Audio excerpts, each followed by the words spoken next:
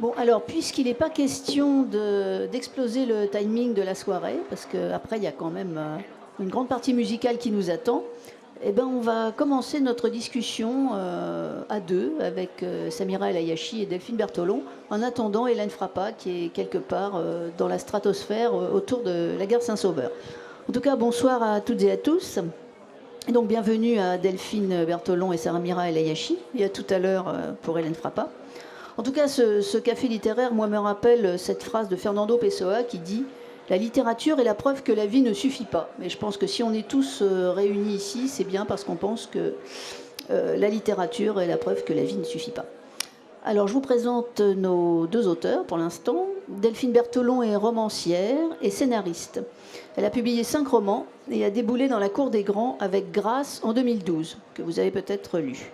Son dernier roman, Du soleil à mes pieds, donc, Du soleil à mes pieds, c'est celui-ci, vient de paraître chez Jean-Claude Lattès. Delphine Bertolon, bonjour. Et votre micro, il est là. On a chacune un micro, je pense. Voilà. C'est génial. Et comme ça donne l'occasion de voir s'il marche. Alors, après La vie rêvée de Mademoiselle S, Samira El Ayachi est auteure nomade et elle est née à Lens. Donc, elle est née par ici, pas très loin finalement. Elle vient de publier son second roman, 40 jours après ma mort, aux éditions de l'Aube. Samira El Ayachi, bonjour. Bonjour. Alors, Hélène Frappa, qui ne me dira pas bonjour, mais que je peux vous présenter, comme ça gagnera du temps quand elle rejoindra son fauteuil. Elle est écrivaine et traductrice, et aussi critique de cinéma, donc elles ont un point commun avec Delphine, c'est le cinéma en tout cas, si pas la littérature. Elle a écrit 5 romans et 3 essais, dont un consacré à Rossellini. Lady Hunt est son dernier roman, je ne fasse pas tomber, paru chez Actes Sud. Voilà, on a fait à peu près le tour. On attend toujours Hélène Frappa. Bon, voilà, elle va pas tarder à venir, je pense que ça la fera venir. En tout cas, je vais poser cette question donc à Delphine et Samira. Comment vous avez rencontré l'envie de mettre des mots ensemble pour que ça fasse de l'écriture, un livre, de la littérature? Samira, vous ouvrez le feu? Ah, il en faut une. J'écris depuis moins longtemps. Mais bon, je pense fondamentalement que la littérature n'appartient pas à des êtres en particulier. La littérature se fait, la littérature se dit. Tout le monde écrit, tout le monde a au moins envie d'écrire au fin fond de soi. Il y a juste un amour de la langue et puis l'envie de partager des choses très profondes qui ont besoin de temps. Et la littérature est à la fois un espace et un temps nécessaire pour pouvoir dérouler des pensées, des idées. Et pour moi, en tout cas, c'est d'abord le lieu de ma propre transformation. C'est là que ça a commencé par des journaux intimes, bon parcours classique, j'imagine. Donc à l'adolescence. Oui, à l'adolescence, pendant l'enfance, et puis ça continue parce qu'on n'a jamais cessé d'explorer l'être humain et sa complexité. Alors Delphine Bertolon, comment tout cela a commencé? Moi aussi, vraiment dans l'enfance. C'est-à-dire que dès que j'ai su écrire, j'ai commencé à écrire. Et de la fiction, bizarrement. C'est-à-dire pas du tout... rien qui n'avait trait à mon existence réelle de petite fille. J'écrivais déjà des histoires qui étaient évidemment complètement foireuses. Il faut bien dire ce qui était, puisque c'était... des mélanges de choses que je voyais à la télé, donc ça donnait des nouvelles qui étaient inspirées à la fois de Star Wars et de La petite maison dans la prairie. Bon, voilà. Des choses extrêmement improbables. Envie, du coup. Ah, finalement, voilà. Je vous avoue, ça doit être caché quelque part à la cave chez mes parents, donc j'irai pas les chercher. Mais vraiment, voilà, il y a eu ce goût, je pense, parce que j'ai aimé lire tout de suite. J'ai aimé les livres tout de suite, et le fait de lire si tôt, si jeune, et d'aimer tant les livres gamines, a fait que naturellement j'ai eu envie moi aussi de raconter des histoires. Et effectivement, heureusement, on progresse, on avance. Moi aussi je suis passée par les journaux intimes comme toutes les adolescentes, et puis un jour on se dit qu'on a peut-être quelque chose à raconter d'autre et qui peut être destiné à quelqu'un. Alors c'est sans doute le moment le plus difficile de se dire ce qu'on écrit pour soi, est-ce que ça peut être destiné aux autres? Et le moment où on décide que ça peut être destiné aux autres est assez jouissif et assez jubilatoire. Finalement, lecture et écriture vont de pair. C'est-à-dire que si vous n'aviez pas lu, vous n'auriez pas eu envie d'écrire. Samira, c'est pareil? Non, non, je dirais pas ça. Ça va ensemble, mais ce sont deux mouvements assez différents. Des gens qui ne savent pas forcément, qui ne lisent pas très souvent, peuvent aussi avoir un goût pour l'écriture et écrire à leur façon. On peut avoir une écriture. Alors, pour parler de moi directement, peut-être.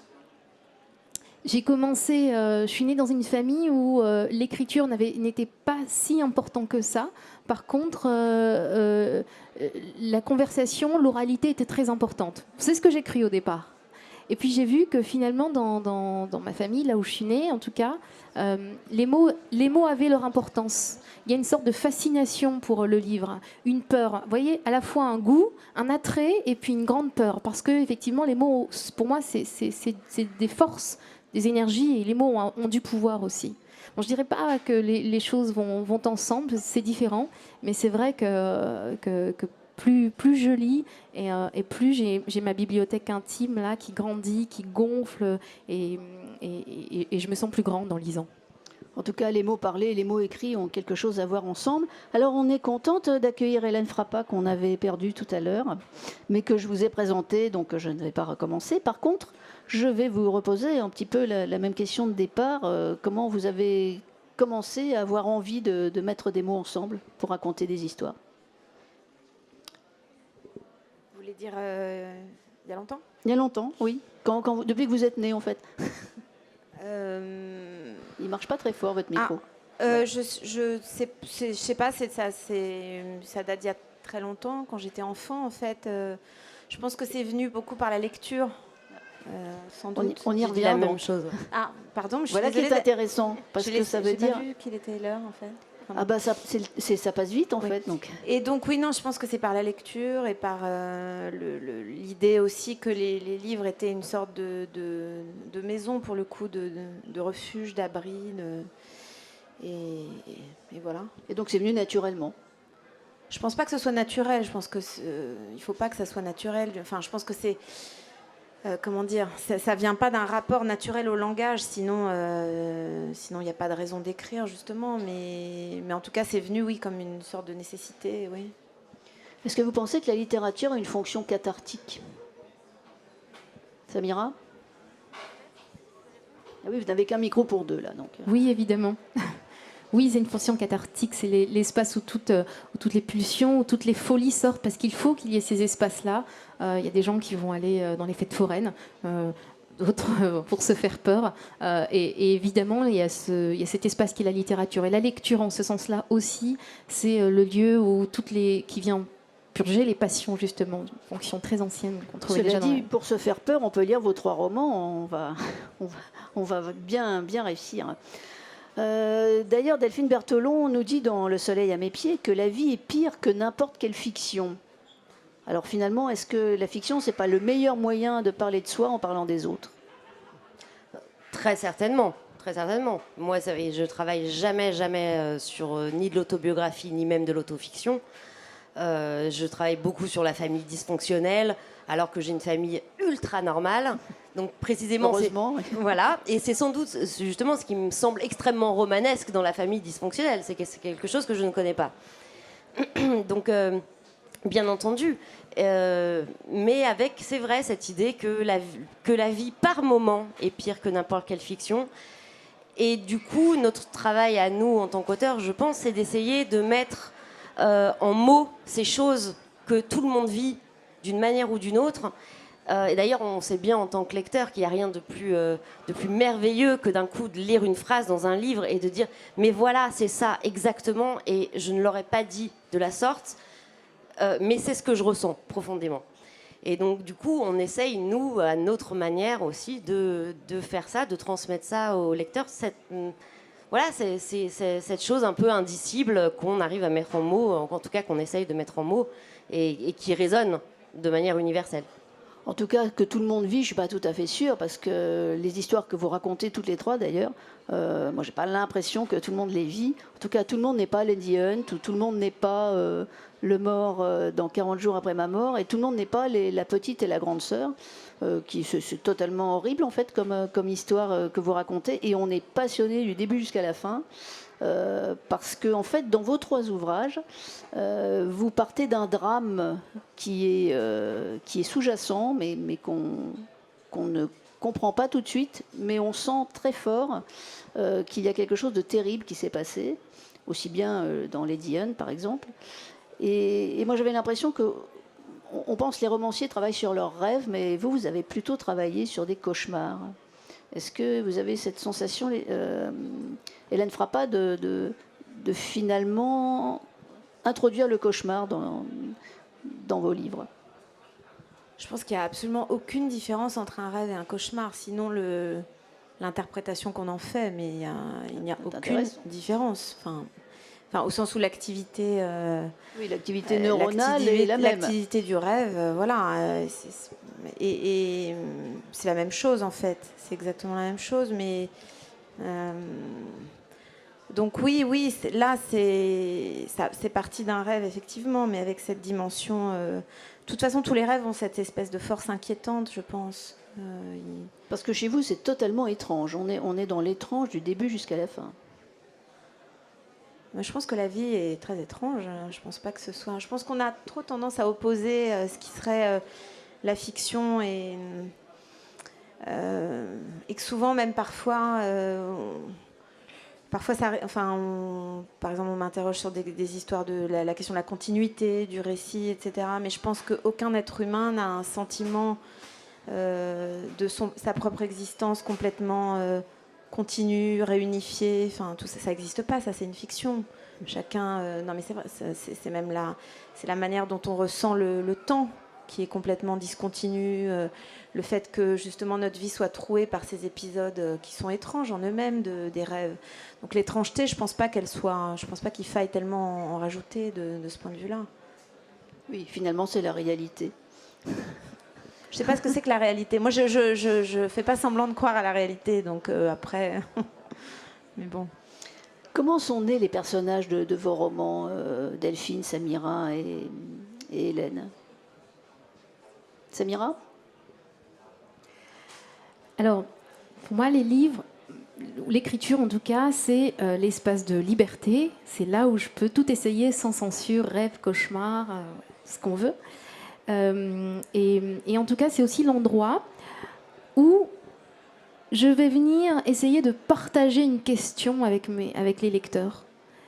C'est l'endroit vraiment où il n'y a pas de réponse, on partage une question. Et moi, la question que j'avais envie de poser et qui du coup a pris chair et a pris corps dans un personnage masculin, qui est le mort donc, c'est comme ça que j'ai voulu la partager. Mon personnage est né d'une question. Qui suis-je? Une question très ancienne, à laquelle il n'y a aucune réponse.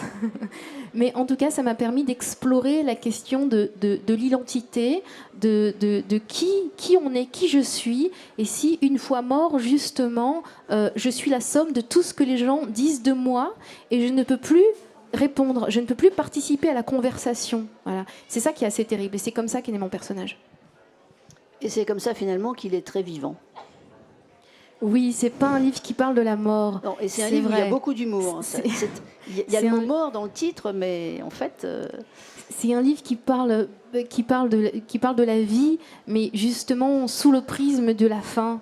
Et sous le prisme de la fin, beaucoup de choses sont plus claires. On va à l'essentiel. Tout comme la question de l'identité paraît sous le prisme de cette fin, de cette mort, on arrive à l'essentiel avec beaucoup plus de force. En tout cas, c'est ce qui s'est passé pour ce roman. Delphine Berthelot, on a parlé de la famille tout à l'heure, et dans ce roman, là, on a l'impression que c'est le creuset de tous les dérèglements possibles et inimaginables. Pourquoi vous vous intéressez si fort à ces dérèglements familiaux? Vous avez dit tout à l'heure que vous aviez une famille parfaitement normale et heureuse. Disons que j'ai le sentiment que la famille, finalement, c'est une micro-société.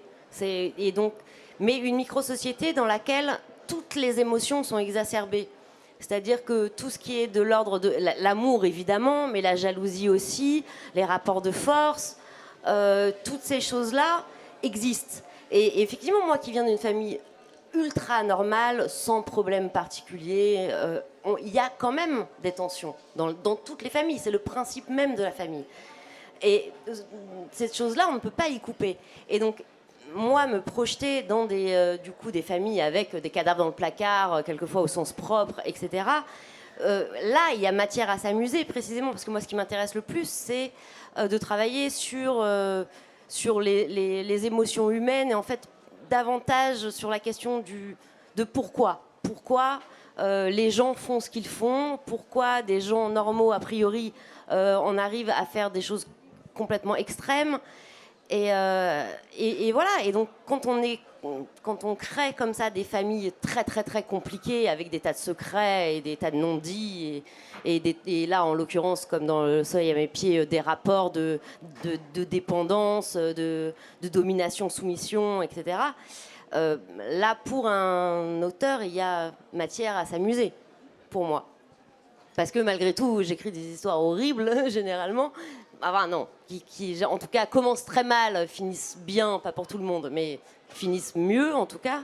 Mais c'est quand même ça. On s'amuse à créer des êtres, à créer des personnages, et à mettre en scène toutes ces émotions-là qui sont nécessairement très exacerbées dans le domaine de la famille. Alors Hélène Frappa, qui est Laura Kern dans Lady Hunt, ce personnage totalement énigmatique, mais qui nous prend et qu'on a vraiment envie de ne plus quitter? Eh bien, je ne le sais pas. Je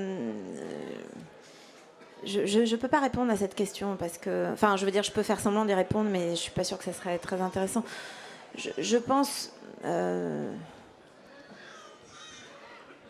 comment dire, je me méfie toujours des gens qui ont l'air de savoir qui ils sont, et donc je ne pense pas que la fiction soit là pour. Je pense qu'elle est là plus pour renforcer l'énigme des êtres que pour résoudre quelque chose du point de vue de leur identité, mais elle est sans doute la somme des questions qu'elle se pose. Je sais pas. Je sais pas qui elle est. Mais nous non c'est plus, une question d'ailleurs. d'identité, ça. C'est une question policière, presque. Qui êtes-vous? Bon, alors on va prendre autrement. Vous avez fait une résidence dans un service de pédopsychiatrie à l'hôpital Avicenne de Bobigny, avant d'écrire ce livre, et peut-être même pendant l'écriture de ce livre. Alors dans ce livre, il y a de multiples influences, mais on distingue aussi, à part le roman gothique anglais, dont on pourrait d'ailleurs définir ce qu'est le roman gothique anglais. On a dit sur la 4e de couverture, on dit que ça fait référence au grand roman gothique anglais. Est-ce que vous êtes d'accord avec ça?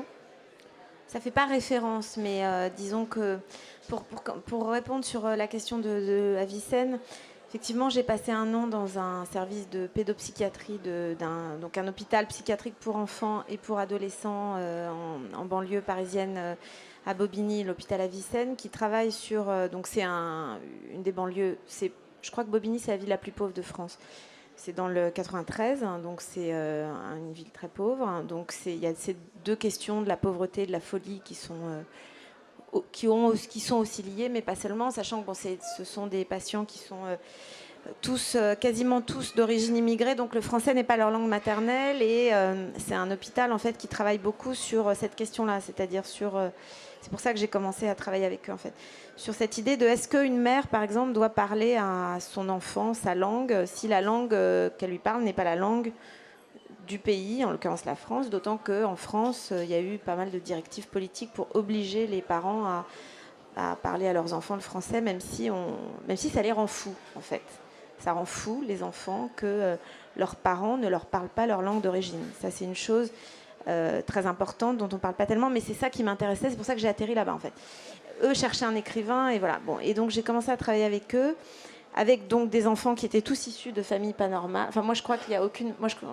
venant d'une famille absolument anormale, peu à peu, j'arrive progressivement à accepter l'idée qu'il y a peut-être des familles un peu normales, enfin en tout cas plus normales que la mienne, mais en tout cas à Bobigny, je peux vous garantir qu'il n'y avait aucune famille normale dans le secteur.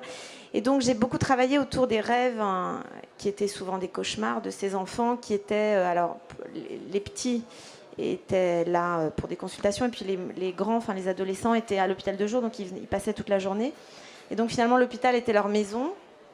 Et donc, ils avaient une maison qui était la maison de leur famille, qui était un cauchemar, évidemment. Sinon, ils n'auraient pas atterri à l'hôpital psychiatrique. Donc, ils avaient des familles qui avaient beaucoup de difficultés, mais qui étaient aussi souvent assez dures. Et donc, j'ai travaillé avec eux sur leur maison, la vraie maison où ils habitaient, et puis la maison où ils auraient rêvé d'habiter, sachant que mon personnage, qui est agent immobilier, donc qui est chargé de trouver des maisons qui correspondent aux rêves de ses clients, qui sont des clients, eux, très riches, pour le coup, donc qui n'ont pas de limite à leur imagination, théoriquement. Et donc, voilà, donc c'est un livre qui est traversé par des rêves et des cauchemars qui ne sont pas toujours les miens, qui ne sont pas les miens d'ailleurs, en fait, qui sont des rêves et des cauchemars de fiction, mais qui sont aussi ceux de ces enfants et de ces adolescents, en fait. Et donc c'est là qu'on retrouve l'importance de la maison. Donc par rapport quand vous parlez des rêves des enfants où la maison est importante, et du coup c'est peut-être là qu'on retrouve cette influence dans un roman qui est basé sur l'importance des maisons. Parce que dans votre livre, on se rend compte qu'il y a les gens peuvent être malades, mais les maisons peuvent être malades aussi. Oui, les maisons. Alors, il y a une chose que disent d'ailleurs les psychiatres ou les psychanalystes, à laquelle j'avais absolument pas pensé en écrivant le livre, hein, mais qui pour eux peut leur paraître évidente, qui est ils ont tendance à voir effectivement la maison comme ce qu'ils appellent une sorte de, c'est ce que Freud disait, une figuration du moi, c'est-à-dire que votre maison ressemble à qui vous êtes. Pour le coup, vous me demandiez qui est Laura Kern, je peux peut-être pas vous répondre, mais peut-être que si on décrit sa maison, on aura une idée plus précise de qui elle est en fait. Ça, c'est vrai que c'est quelque chose moi que je ressens intuitivement sans avoir du tout d'intérêt théorique pour la question, mais je pense que oui, il y a quelque chose de très fort là-dedans, et dans cette idée aussi qu'une maison qui n'a pas d'équilibre peut aussi faire perdre l'équilibre à ceux qui y vivent. Alors ça, pour répondre à la question sur le gothique, peu à peu en écrivant le livre, je me suis rendu compte en effet que c'était très proche, en tout cas que ça revenait vers des livres qui moi m'ont énormément, que j'ai adoré et qui m'ont beaucoup influencé, qui sont des romans comme Rebecca, comme Léo de Hurlevent, comme tous ces romans gothiques essentiellement écrits par des femmes pour une raison qui n'est pas du tout anecdotique, mais qui est que je pense que la maison, c'est le territoire féminin par excellence, c'est le territoire du féminin, c'est la place qu'on donne aux femmes, qu'on leur laisse. On leur en laisse pas tellement dans la société, mais on leur laisse la maison, la cuisine, la chambre, l'espace domestique. Et donc c'est l'espace qui est censé leur appartenir, mais qui est aussi leur piège, qui est aussi leur prison. Si on ne leur laisse que ça, on leur enlève aussi quelque chose. Et donc c'est des lieux comme... Donc c'est pas un hasard, je pense, pour moi, si tous ces écrivains que j'aime beaucoup, ces grands écrivains anglais ou américains, il y a aussi des grands écrivains américaines, ont écrit comme ça des histoires de maisons hantées, sachant que là, la variation du roman, c'est que c'est plus l'histoire d'une maison qui hante que celle d'une maison hantée. Enfin, la maison hantée finit par arriver, mais d'abord, c'est plus l'histoire d'une maison qui obsède quelqu'un, qui la hante. Et c'est aussi l'histoire d'une malédiction familiale, avec laquelle on pourrait tirer d'ailleurs un fil avec le roman de Delphine Berthelon. Même si il y a une malédiction, en tout cas dans Lady Hunt, il y a cette malédiction qui traverse... on va parler tout à l'heure aussi de la maladie, cette maladie que personne ne connaît, que vous mettez en scène dans votre livre. Mais vous, Delphine, dans Le soleil à mes pieds, il y a quand même ce drame terrible qui hante ces deux petites filles et qui a l'air de peser sur elles un petit peu comme une malédiction aussi. Oui, tout à fait. Ben, c'est vrai que moi, ce que tu dis me parle beaucoup parce que j'ai toujours beaucoup travaillé sur les lieux, à savoir est-ce que finalement les gens habitent les lieux ou est-ce que les lieux les habitent. Et mon précédent roman Grâce, c'était aussi une histoire de maison hantée. Est-elle hantée ou pas? Les gens sont-ils hantés plus que les murs? Et quelle est l'influence de l'un sur l'autre? Et effectivement, là, les lieux sont importants aussi, puisqu'effectivement, il y a le lieu originel de la maison... de l'appartement, en tout cas, où les petites filles ont grandi et où a eu lieu ce drame dans leur prime enfance quand elles avaient 4 et 6 ans. Et qui est un véritable lieu d'enfermement. Et qui est un véritable lieu d'enfermement. Et puis les lieux qu'elles se sont construits 18 ans plus tard, chacune de manière extrêmement différente, puisqu'il y en a une qui vit dans une chambre de bonne immaculée qu'elle brique toute la journée pour que tout soit le plus blanc, le plus propre et le plus vide possible, et une autre à l'inverse qui entasse tout ce qu'elle peut entasser voilà, avec cette espèce de syndrome de Diogène, où elle ramasse tout ce qu'elle peut pour essayer de combler, à l'inverse, son vide intérieur par un trop-plein extérieur. Et sa petite sœur fait exactement l'inverse, dans le désir de disparaître. Voilà, elle est dans le vide le plus absolu. Et donc effectivement, les lieux et la manière dont on investit les lieux signifient beaucoup de choses sur la personnalité des êtres. Samira El Ayachi, les histoires de fantômes sont toujours d'actualité chez vous? Histoire de fantômes. Je ne sais pas, je crois que c'est d'abord un livre qui parle des secrets, de la part secrète des individus, et en l'occurrence de mon personnage. Je suis tout à fait d'accord avec vous, Hélène Frappa, quand vous dites que l'identité, l'injonction à dire qui l'on est une question policière. Et d'ailleurs, mon personnage en meurt. C'est tout simplement impossible de dire qui l'on est là tout de suite. On est en fonction de qui l'on croise, on est en fonction de l'humeur du jour, on est en fonction de ce qu'on vit là actuellement. Et ces fantômes sont tous ceux qui vivent en nous, sont aussi des êtres potentiellement puissants. Voilà, c'est plutôt ces fantômes-là qui m'ont intéressée.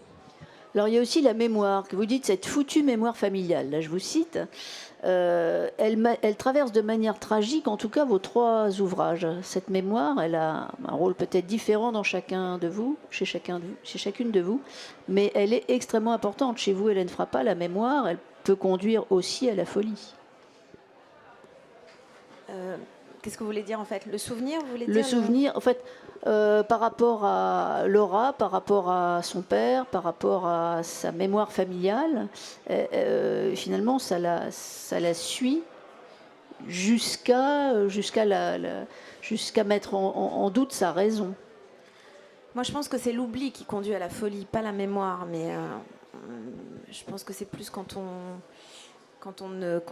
n'a pas de mémoire qu'on risque de devenir Mais elle n'a fou. pas un trop plein de mémoire.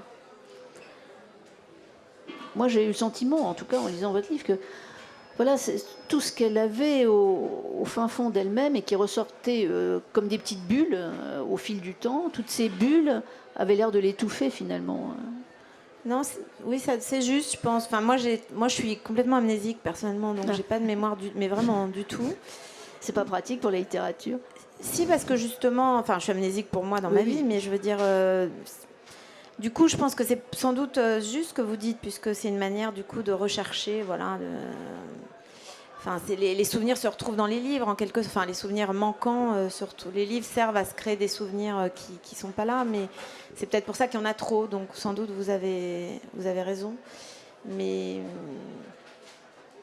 Oui, parce que trop de mémoire peut être inhibant. Samira, qu'est-ce que vous en pensez? Parce que là, votre personnage a l'air un petit peu aussi de subir toute. Alors lui, c'est la mémoire familiale et puis c'est la mémoire ancestrale de tout un peuple. Oui, il est tous mes personnages, le mort, mais aussi ses amantes, puisqu'il a plusieurs amantes. 4 femmes qui sont autour de son linceul. Sont tous pris justement dans les filets d'une histoire avec un grand H, mais aussi un parcours intime qui ne leur appartiennent pas. Les histoires familiales justement. Et le drame, j'ai envie de dire, avec la mémoire familiale, c'est qu'elle est inscrite là dans notre chair. On ne peut pas s'en défaire. Sauf que quand il y a des non-dits, quand il y a des secrets de famille, comment on fait ? Et de ça vient sa douleur et son manque à vivre. Et on en meurt. Lui, il en est mort, mais il est venu révéler justement des choses intéressantes pour ceux qui en restent. Ouais. Oui, il a fallu sa mort pour que la vie des autres soit plus claire, en tout cas. C'est un sacrifié, et c'est vrai que j'ai écrit ce roman juste avant qu'éclate, le premier jet, juste avant qu'éclatent les révolutions arabes. Et là, ça a vraiment retenti très fort en moi, parce que justement, à ce moment-là, je me suis dit, il y a eu ce sacrifié, monsieur Bouzid, qui a donné sa vie pour qu'éclate une révolution. Bon, je dis pas que voilà, c'est bien et il faut ce genre de choses, mais en tout cas, un chaos, un drame dans une vie, dans une famille, vient redistribuer les cartes et vient remettre un ordre inattendu. C'est ça qui m'intéressait. Et donc, c'est la révolution de la parole arabe. Comme ça que j'interprète aussi la révolution arabe. Ah oui. Alors, si chez Delphine Berthelon, c'est le fantôme de la mère, finalement, qui est en filigrane dans le livre, Tout à l'heure, on en parlera avec Hélène Frappa, c'est le père du coup. Chez l'une, c'est la mère, chez l'autre, c'est le père, qui est extrêmement important et prégnant. Delphine Berthelon, le fantôme de la mère. Ah, le fantôme de la mère, bien sûr. Mais c'est vrai qu'on parle. Bah alors là, effectivement, il s'agit d'un souvenir d'enfance catastrophique qui génère la construction névrotique de deux personnages. Mais en même temps, il y a cette image précisément ultra idéalisée de la mère, puisque cette mère est morte dans la prime enfance et de fait, elle était absolument parfaite, c'est-à-dire absolument pas une mère qui existe. Et j'ai ce sentiment, parce qu'on parlait de la mémoire, que les souvenirs d'enfance, en tout cas, de toute façon, sont des fictions. C'est-à-dire qu'on voit bien toutes ces choses qu'on a vécues enfant, au fil du temps, deviennent des romans qu'on se fait, qu'on se crée. Tout ça est fictionne. La mémoire fictionne la réalité. Et en fait, je trouve ça très joli. Parce que du coup... voilà, on le sait, c'est un truc qu'on a tous vécu. Par exemple, une maison dans laquelle on a été extrêmement heureux, petit. On en a un souvenir idéalisé, elle est belle, le parc est immense, on y retourne adulte et on fait non, en fait c'est tout petit, c'est pas terrible. Voilà. Et à l'inverse, un endroit où on a été très malheureux, on en a un souvenir abominable et on y retourne et on fait en fait c'est pas mal. Et il y a cette chose-là, je pense, à tous les niveaux de mémoire. Et j'aime bien cette idée que les souvenirs d'enfance finalement sont des fictions et qu'on a transformé, etc. Donc là, en l'occurrence, c'est un souvenir traumatique qui, effectivement, les hante. Et cette mémoire-là, il arrive un moment où il va falloir s'en défaire. Alors que chez Hélène Frappa, c'est le souvenir du père, par contre, pour Laura, qui est important, et fondateur. Je pense qu'il y a les deux en même temps, parce que justement, je voulais pas que ce soit juste d'un côté de la transmission. Alors, en effet, il y a un père qui est mort d'une maladie dont la caractéristique, c'est que c'est une maladie génétique, donc elle se transmet, enfin, en tout cas, qu'elle a 50% de risque de se transmettre. Donc, il y a cette question-là qui pèse. Mais je pense que c'est une sorte de version tragique, disons, agrandie de ce que c'est que la transmission. Je pense que ce que les parents transmettent à leurs enfants aussi, c'est quand même une maladie mortelle. Enfin, les parents nous transmettent... Transmettre la vie. Oui, mais la vie, c'est la finitude. Ça, on l'oublie parce que sinon, on crèverait d'angoisse. Mais justement, angoisse, c'est le mot qui convient bien à votre livre. Je trouve que... C'est un petit peu la condition humaine, je dirais. Mais... Voilà, mais c'est extrêmement réussi, en tout cas en termes d'écriture. Mais il y a cette angoisse qui monte, qui monte et qui monte. Et c'est ça le miracle de la littérature aussi, c'est qu'il fait qu'on y prend goût à cette angoisse. Je pense que dans la vraie vie, on n'aurait pas envie de vivre cette angoisse. Mais dans la littérature, on aime ça, quoi. Je pense... Oui, il y a une angoisse, une inquiétude, je dirais peut-être plus... angoisse, inquiétude, non, mais je vois ce que vous voulez dire. Mais... Oui, moi je suis assez... c'est une sorte de vieille compagne, l'angoisse, je suis d'ailleurs... qui est plus si proche qu'elle a pu l'être, mais bon, je pense que c'est quand même... Oui, c'est lié à la... Comment dire ? C'est la condition de l'écriture, c'est un peu banal, mais c'est vrai, il n'y a pas de... Quelle raison on a d'écrire sinon ? Enfin, je veux dire, c'est pas pour... prendre du bon temps ou je ne sais quoi. Enfin, je veux dire, quelle raison on a de se détourner de la vie, ce qu'on appelle la vie. Il faut quand même avoir un... c'est particulier comme activité. C'est une activité assez fantomatique en elle-même. Et une activité solitaire. Solitaire et assez, oui, qui détourne de ce qu'on appelle la vie. En tout cas, le premier degré de la vie, qui fait qu'on s'intéresse plus à sa représentation. Donc oui, donc ça a à voir souvent avec une certaine forme d'inquiétude. En tout cas, une manière de considérer que ce qui a l'air d'aller de soi ne va pas de soi, justement. Samira, l'angoisse, pour écrire, c'est un bon moteur. Je dis que quand on se retrouve face à la feuille blanche, on est comme en enfance. Il y a de l'angoisse et puis, je ne sais pas si on m'entend bien, il y a de l'angoisse et en même temps de l'enthousiasme. Oui, il y a de l'angoisse et en même temps de l'enthousiasme.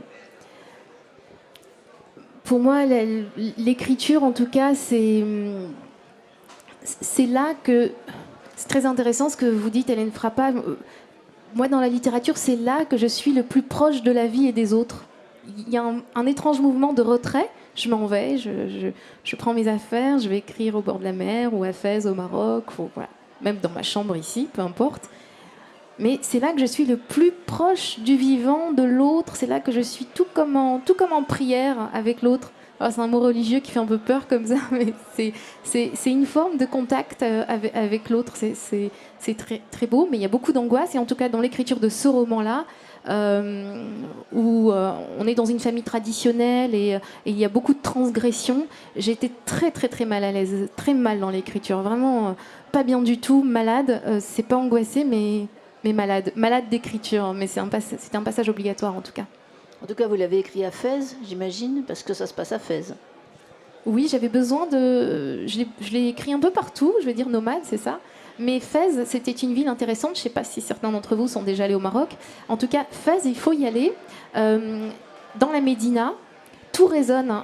Et si vous pouvez dormir un jour dans un riad, vous allez voir que c'est très étonnant parce qu'il y a plein de petites pièces comme ça. On peut se promener, on a l'impression, l'illusion d'être dans un endroit intime, intimiste, mais tout s'entend. Donc c'est une ville très polyphonique avec énormément de mosquées, des gens qui parlent. Et j'avais vraiment besoin d'un espace très polyphonique pour écrire ce roman-là. Et du coup, l'intimité n'existe pas. Les murs ont aspiré les secrets et ils connaissent la vie intime des gens. C'est intéressant ce que vous dites sur Fès, parce que je trouve que à Fès, les ruelles sont très sonores, tout résonne. Et par contre, chez Hélène Frappa, le lieu qui est important, c'est le quartier du Parc Monceau et la Bretagne. C'est bien différent de Fès, en tout cas. On y reviendra tout à l'heure. Vous y réfléchissez pendant que je parle un petit peu d'angoisse avec Delphine ? Moi, la chose étrange, c'est que...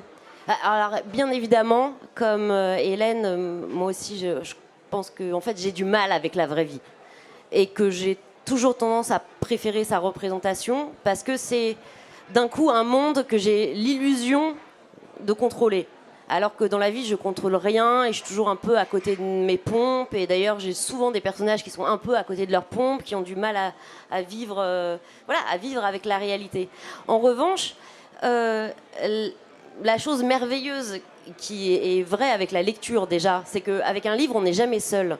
Et que précisément, écrire, c'est un travail extrêmement solitaire, un peu bizarre. En plus, moi, j'habite seule, j'ai pas de famille, donc d'autant plus. Et en même temps, je me sens jamais à ce point pas seule que quand j'écris. Et limite, j'ai tendance à créer des personnages précisément parce que ça va être mes amis. Et d'un coup, voilà. Et donc l'angoisse, elle vient plutôt de quand j'écris pas et de quand je suis confrontée à la réalité, aux vrais gens et à la vraie vie. Et ça m'angoisse beaucoup, beaucoup, beaucoup. Et puis l'angoisse de la finitude, etc. Dès que je suis dans un livre et que je me fais mon petit monde et mes petits personnages et que je vis avec eux et j'ai vraiment l'impression qu'ils existent concrètement en chair et en os, là d'un coup l'angoisse s'en va en fait. Sans doute parce qu'elle est canalisée par le fait que je la pose sur les personnages et que du coup elle s'en va de moi. Mais en tout cas, moi l'écriture me rend beaucoup plus paisible malgré les histoires angoissantes que je peux écrire. Alors, on aborde les lieux pour terminer peut-être. Donc, avec Hélène Frappa, je disais tout à l'heure que, en tout cas, son roman se passe pour moitié, ou en tout cas pour partie, dans le quartier du Parc Monceau, qui est quand même assez énigmatique, la manière dont vous en parlez. Et surtout ces grands hôtels particuliers, ces appartements immenses, vides en général. Et puis la Bretagne. Et là, la Bretagne, finalement, c'est là où on pense au roman gothique anglais. Parce que cette lande bretonne peut devenir très dangereuse. Oui, à Paris d'un côté, c'est-à-dire en effet ce quartier très, très hanté du Parc Monceau, et puis la Bretagne et le Pays de Galles aussi un petit peu, qui sont deux territoires Je cite un vers de Stevenson qui est très beau, où il dit « Toujours nous serons enfants de la bruyère et du vent », qui est un vers qu'il a mis en épigraphe de Dr. Jekyll et Mr. Hyde. « Still we will be children of the heather and the wind ». Et donc effectivement, ce sont des pays de bruyère et de vent. Et la plaine Monceau, c'est un territoire complètement, que je trouve assez passionnant en fait. D'ailleurs, il y a des choses que j'ai vues que je vois maintenant en fait, maintenant que le livre est terminé. Mais c'est vrai que c'est un quartier avec lequel je n'ai pas du tout de connexion personnelle, que j'aime pas particulièrement. Enfin, jamais j'habiterai là-bas, même si j'avais les moyens. Mais c'est assez sinistre en fait. Mais c'est complètement fascinant. Et il y avait cette idée effectivement, c'est un territoire organisé autour d'un parc, donc un très beau parc. Le parc Monceau, et l'idée que certaines personnes très riches, qui ont du pouvoir, donc, ont les moyens d'avoir la clé du parc, peuvent, comme à Lyon d'ailleurs, il y a un truc comme ça aussi, parce qu'il y a une histoire avec Lyon, le parc de la Tête d'Or, peuvent, quand les gens sont chassés des parcs aux heures des promenades, voilà, d'autres continuent à posséder ce territoire. Et j'ai découvert en écrivant le livre un roman magnifique de Zola que je ne connaissais pas, qui s'appelle La Curée, qu'il a écrit pendant la construction de la plaine Monceau, qui est un roman vraiment où il raconte ce moment tout le monde a oublié. Pour le coup, on parlait de mémoire et d'oubli, mais finalement tout ça, ce sont des fantômes qui hantent encore la ville, Paris par exemple, qui hantent les grandes villes, c'est-à-dire ces moments où tout ce quartier-là était un quartier très pauvre, hein, avec des petites maisons, des petites ruelles. Et puis il a été entièrement détruit par le baron Haussmann. Et donc tous ces pauvres ils sont allés où? Ils sont allés où? Tous ces pauvres qu'on chasse des grandes villes, ils vont où en fait?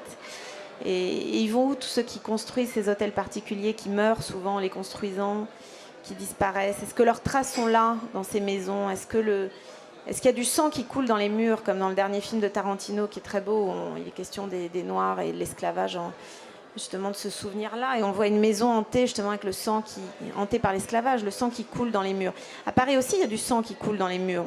Tout le monde s'en fout, je veux dire, tout le monde s'en fout par ailleurs, hein, mais on ne le voit plus, on ne le sait pas. Ça reste le lieu du pouvoir.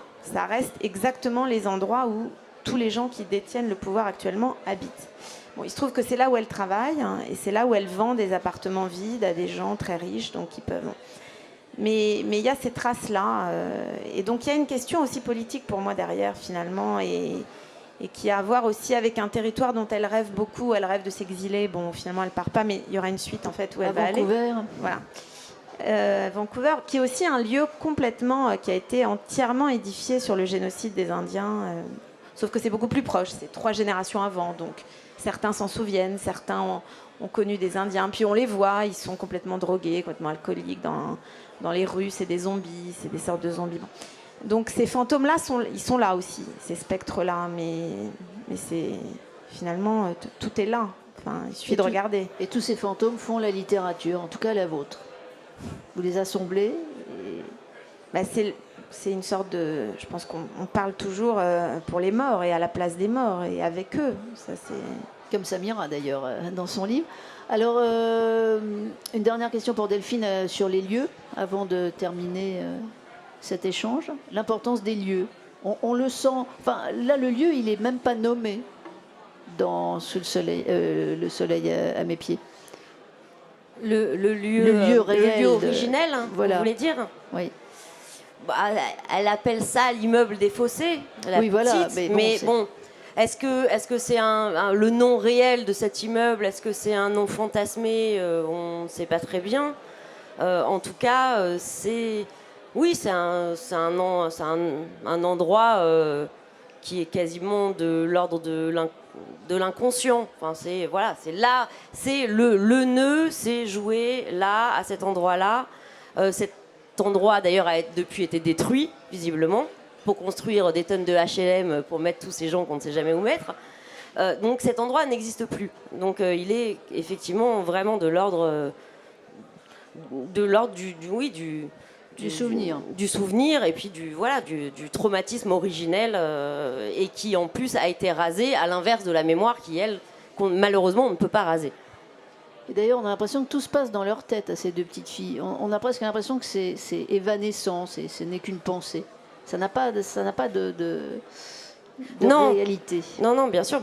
Ce n'est que du ressenti de la part de la petite et de la part de la grande. Et d'ailleurs, on se rend compte à quel point l'une et l'autre fantasment et cette enfance-là et les 2 sœurs se fantasment l'une l'autre, finalement. C'est-à-dire que là, on est quand même malgré tout, même si c'est à la troisième personne, du point de vue de la petite, clairement, qui a une idée de sa sœur qui est complètement fausse et vice-versa. Donc il y a ce rapport de domination-soumission entre les deux, mais qu'est-ce qui est vrai, qu'est-ce qui n'est pas vrai voilà, elles sont les seules finalement à le savoir, mais comme souvent, tous autant qu'on est, on fantasme l'autre. On se fantasme soi-même, on a du mal, effectivement, qui on est, ça n'a pas de sens, mais qui est l'autre, l'autre n'existe que dans la représentation qu'on s'en fait. C'est bien pour ça que les histoires d'amour, souvent, sont foireuses, parce qu'en face, on imagine quelqu'un qui, en fait, n'existe pas, et qui est juste la personne qu'on voudrait qu'elle soit, mais qu'elle n'est pas. Donc, voilà. C'est vrai qu'on n'a pas parlé de l'amour dans vos livres, mais ça, on va laisser le suspense. On va peut-être terminer avec Samira. Quel accueil les Marocains ont fait à votre livre ? Ben, je pense qu'ils... c'est bon pour eux d'avoir une femme qui vient poser des questions qui dérangent le monde masculin. Voilà.